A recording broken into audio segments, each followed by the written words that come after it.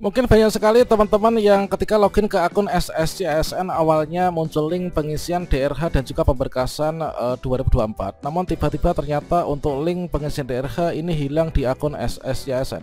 Apakah nanti kalau misalkan link DRH hilang di SSCSN, apakah nanti tidak berhak untuk ikut pemberkasan CASN 2024? Pada video ini kita akan memberikan update informasi terbaru ya terkait tentang pembatalan kelulusan P3K 2024. Daftar nama peserta yang awalnya lulus seleksi P3K, namun terdapat pengumuman tambahan ya, bahwasanya yang awalnya lulus ini berubah menjadi tidak lulus. Sekaligus juga kita akan mencari tahu apa sih penyebab honorer batal diangkat P3K melalui pembatalan kelulusan P3K 2024. Bagaimanakah informasinya? Silahkan simak video ini sampai selesai. Namun sebelum kita lanjutkan, perlu saya ingatkan bagi teman-teman yang mungkin baru pertama kali menemukan channel Calon Guru, silahkan klik tombol subscribe-nya dan aktifkan notifikasi loncengnya, sehingga nanti jika ada update video terbaru, teman-teman tidak akan ketinggalan informasi. Oke Sobat Calon Guru semuanya, informasi pertama di sini kita kutip dari pemerintah Kabupaten Kudus ya, bahwanya di Kudus itu telah disampaikan yaitu pengumuman susulan yaitu tentang pembatalan kelulusan peserta seleksi pengadaan pegawai pemerintah dengan perjanjian kerja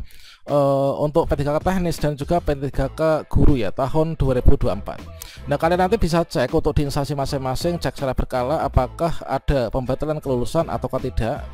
Semoga saja tidak ada teman-teman. Nah, di sini berdasarkan pada pengumuman Sekretaris Daerah nomor sekian tanggal sekian ya tahun 2024 tentang hasil seleksi kompetensi P3K di periode 1, bahwasannya di sini ketika yaitu terdapat ketidaksesuaian ya, di sini nanti bisa dilakukan pembatalan. Sampaikan hal-hal sebagai berikut ya, berdasarkan hasil verifikasi ulang terhadap dokumen peserta dan aduan dari pelamar, terdapat pelamar yang tidak memenuhi persyaratan seleksi ya. Nah, jadi di sini yang membatalkan kelulusan itu adalah setelah dilakukan verifikasi ulang dan juga aduan dari pelamar lainnya. Di sini menyebabkan yang awalnya lulus ini berubah menjadi tidak lulus teman-teman. Nah, sebagai contohnya kita ambil peserta yang pertama ya. Ini adalah berdasarkan pengumuman sekian. Ini adalah terkait tentang hasil pendataan tenaga non-ASN yang bersangkutan itu berstatus sebagai non-ASN ya. Jadi bukan XDHK 2. Kemudian untuk yang peserta berikutnya, di sini rata-rata adalah ternyata tenaga non-ASN yaitu yang bersangkutan itu berstatus non-ASN yaitu bukan XDHK 2.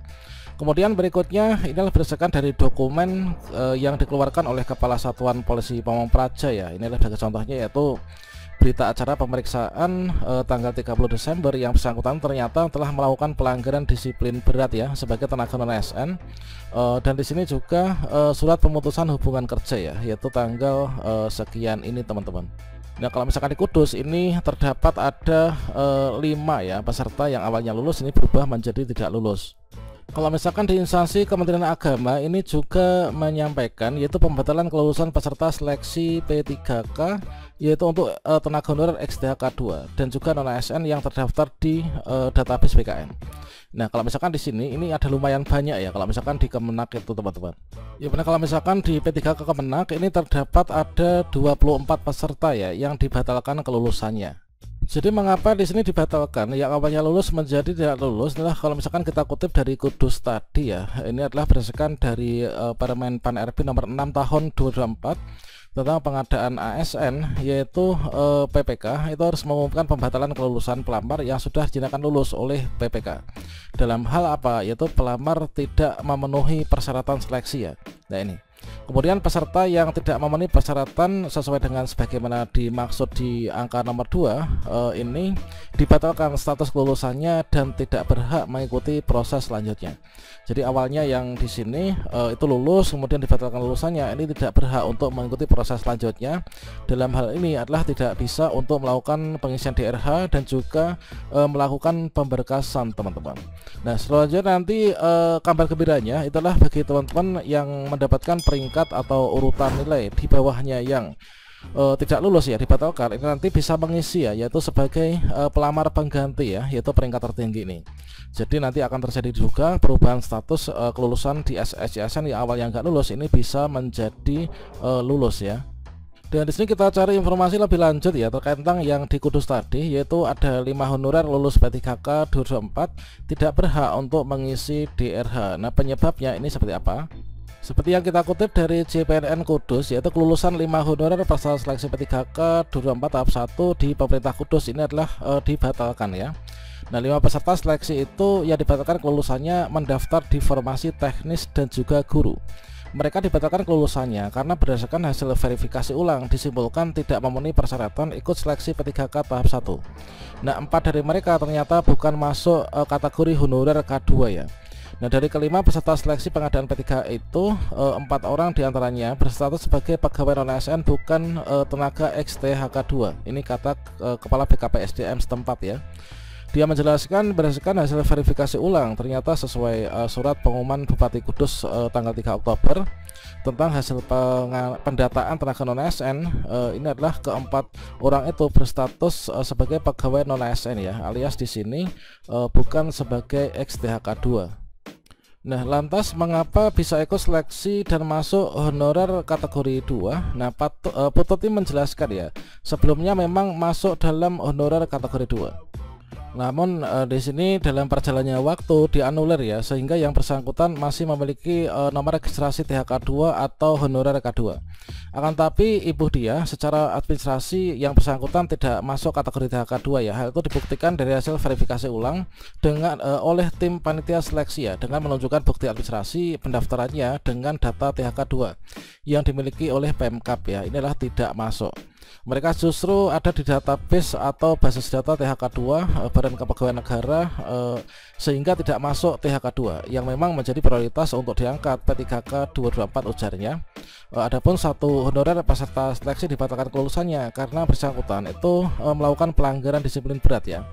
Nah, ini terkait tentang disiplin berat ini tentunya teman-teman harus dihindari ya teman-teman. Nah, ini kemudian keputusan batalan kelima peserta seleksi itu kata dia melalui rapat oleh tim seleksi pengadaan kabupaten ya, yaitu di daerah setempat.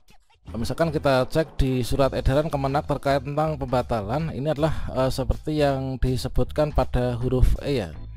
Dinyatakan ini adalah apabila pelamar memberikan keterangan tidak benar, palsu, menyalahi ketentuan pada saat pendaftaran, pemberkasan maupun setelah diangkat menjadi P3K atau calon P3K, Kemenak ini berhak membatalkan kelulusannya serta memberhentikan ya status sebagai P3K ataupun juga calon P3K. Nah, kemudian menindaklanjuti surat dari Kepala Kanwil Provinsi Maluku Utara nomor sekian tanggal 2 Januari terkait pembatalan peserta tahap 1 serta setelah dilakukan peninjauan dan pemeriksaan kembali terhadap ketidaksesuaian ya.